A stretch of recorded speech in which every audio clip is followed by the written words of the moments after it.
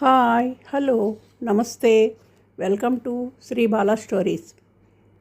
ప్రతి సంవత్సరం జూన్ 21వ తేదీన ప్రపంచ సంగీత దినోత్సవం ఫెటే డి లా మ్యూజిక్ జరుపుకోవాలని ఫ్రాన్స్ సాంస్కృతిక మంత్రి జాక్ లాంగ్ 1982లో ప్రతిపాదించారు. జూన్ 21 ఉత్తరార్ధగోళంలో అత్యంత పొడవైన పగటి దినం కాబట్టి అదనపు వెలుగు బహిరంగ ప్రదర్శనలకు అనుకూలంగా ఉంటుంది. వృత్తిపరమైన ఉత్సాహవంతులైన సంగీతకారులు వీధుల్లో, పార్కుల్లో ఉచితంగా సంగీత ప్రదర్శనలు నిర్వహించి వీధి గాయకులను ప్రోత్సహించడం అన్న ఉద్దేశంతో జరిపే ఈ ఉత్సవం ఒకప్పుడు ఫ్రాన్స్కి పరిమితమైన ప్రస్తుతం ప్రపంచవ్యాప్తంగా సుమారు 120 దేశాల్లో జరుపుకుంటున్నారు. ఈ సందర్భంగా భారత జాతీయోద్యమంలో ప్రజల్లో స్ఫూర్తి నింపి స్వరాజ్య సమరోన్ముఖులను గావించిన తెలుగువారు రచించిన కొన్ని గేయాలు, పాటలు స్మరించుకుందాం.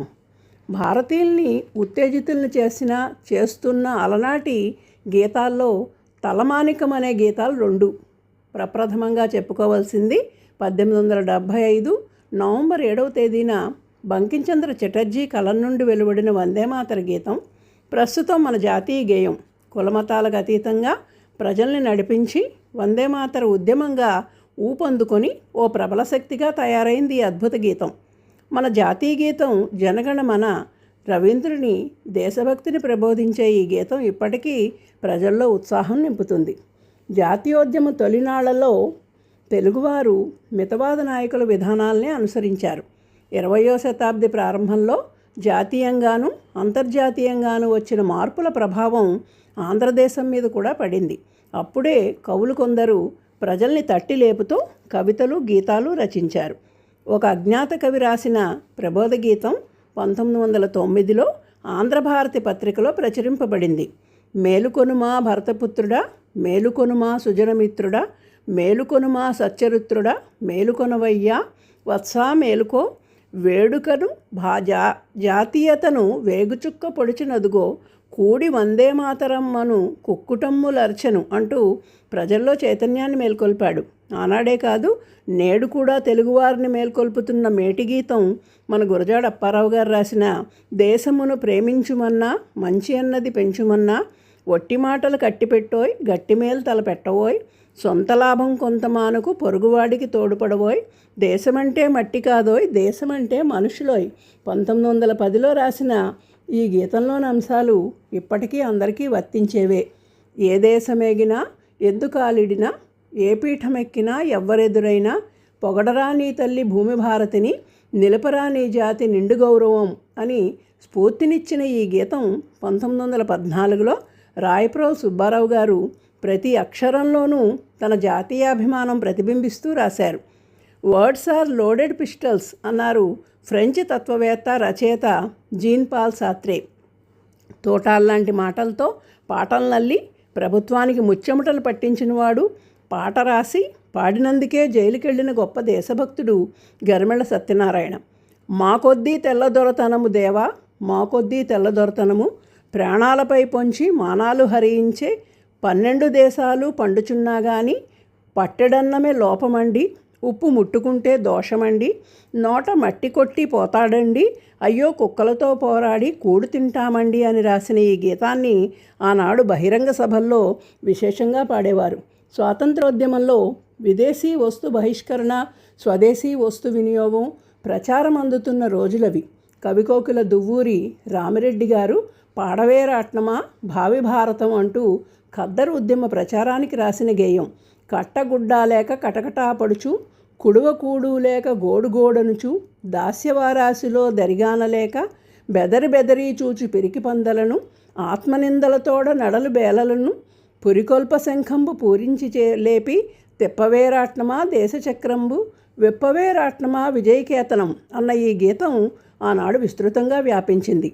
ఆంధ్ర సారస్వతానికి కీట్స్ ఆఫ్ ఆంధ్ర లిటరేచర్గా పిలువబడ్డ బసవరాజు అప్పారావు గారు కొల్లాయి గట్టితేనేమి మా గాంధీ, కోమటై పుడితేనేమి అంటూ గాంధీ గారిపై రాసిన గీతం ఆబాలగోపాలాన్ని ఆకర్షించింది ఆ రోజుల్లో. అలాగే ఉప్పు సత్యాగ్రహ సమయంలో ఈయన రాసిన ఉప్పు కొనండయ్యా స్వరాజ్యపు ఉప్పు కొనండయ్యా, ఉప్పు చట్టమును ధిక్కరించితే తప్పక మనకు స్వరాజ్యం వచ్చును అని ప్రజలకు ఉప్పు సత్యాగ్రహం గురించి వివరంగా తెలియచేశారు. ప్రముఖ జాతీయ కవి, రచయిత మంగిపూడి వెంకట శర్మ గారు 1921లో మేలుకో సుచరిత్ర, మేలుకో భరతపుత్ర, మేలుకో చిరమిత్ర, మేలుకో కాలాయముగ మన పాలన వేళాయే, చాలు చాలు నిద్ర మేలుకో అని, ఇంకా ఎక్కడైనా ఎవరైనా సోమరులుగా ఉంటే వారిని జాగృతులను చేసింది ఈ గీతం. వీరు సత్యాగ్రహ ఉద్యమంలో అరెస్ట్ అయి రాయవెల్లూరు జైల్లో ఉన్నప్పుడు చెరసాలలు స్వరాజ్యశాలలే అంటూ గానం చేశారట. స్వాతంత్ర సమరయోధుడు గరిమెళ్ళ సత్యనారాయణ జీవిత చరిత్ర రాసిన గురజాడ రాఘవ శర్మ బహుగ్రంథకర్త.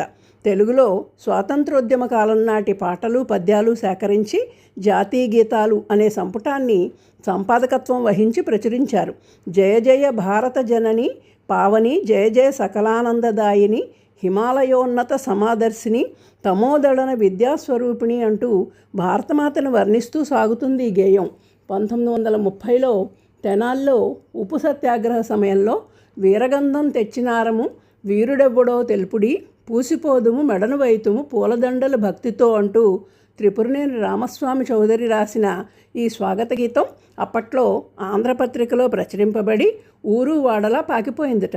పోదాము స్వరాజ్యలక్ష్మి పెండ్లి చూడరారే రమణులారా, సంద్రమే పెళ్ళిళ్ళంట, సదస్యులు దేవతలంట, ఉప్పే తలంబ్రాలట మన లక్ష్మి పెండ్లికి అంటూ ఉప్పు సత్యాగ్రహాన్ని స్వరాజ్యలక్ష్మి పెండ్లిగా బసవరాజు అప్పారావు గారు ఈ గీతాన్ని ఆనాడు వీధుల్లో పాడుతూ ఉండేవారట. పరదేశీయులు తొలగండి, ఈ భారతదేశం మా దేశం, వినండి వినండి విశ్వప్రజలు, వీరభారత సందేశం అని వానమామలై వరదాచార్యులు క్విట్ ఇండియా ఉద్యమం సందర్భంగా నినదించారు. జయ జయ జయ ప్రియభారత జనయిత్రి దివ్యధాత్రి, జయ జయ శతసహస్ర నరనారీ హృదయనేత్రి అంటూ దేవులపల్లి కృష్ణశాస్త్రి గారు భరతమాతకు నీరాజనం పట్టారు. నాయకులు ఉపన్యాసాలతోనూ, కవులు, రచయితలు ప్రబోధగేయాలు, పద్యాలు, పాటల ద్వారా నిద్రాణమై నిశ్చేతనులైన జాతిని మేల్కొల్పి ఉద్యమం వైపు నడిపించారు. జెండా పాటలు, రాట్నం పాటలు, దేశభక్తి గీతాలు, బుర్రకథలు, హరికథలు ఇలా ఎన్నో ప్రక్రియలు ఆనాడు దేశ ప్రజల కళ్ళు మిరుమిట్లు గొల్పగా ఆవేశాన్ని, ఉత్సాహాన్ని నింపి స్వాతంత్ర సమరం వైపుకి పురికొల్పాయి. అందుకు ఫలితం దక్కింది, స్వతంత్రం సిద్ధించింది. ఇంతటి గొప్ప కార్యంలో భాగస్వాములైన కవులు, రచయితలు, వాటిని సేకరించి ప్రచురించిన వారికి అనేక నమస్కారాలు, ధన్యవాదాలు తెలియచేసుకుంటున్నాను. Thank you. Please like, share and subscribe.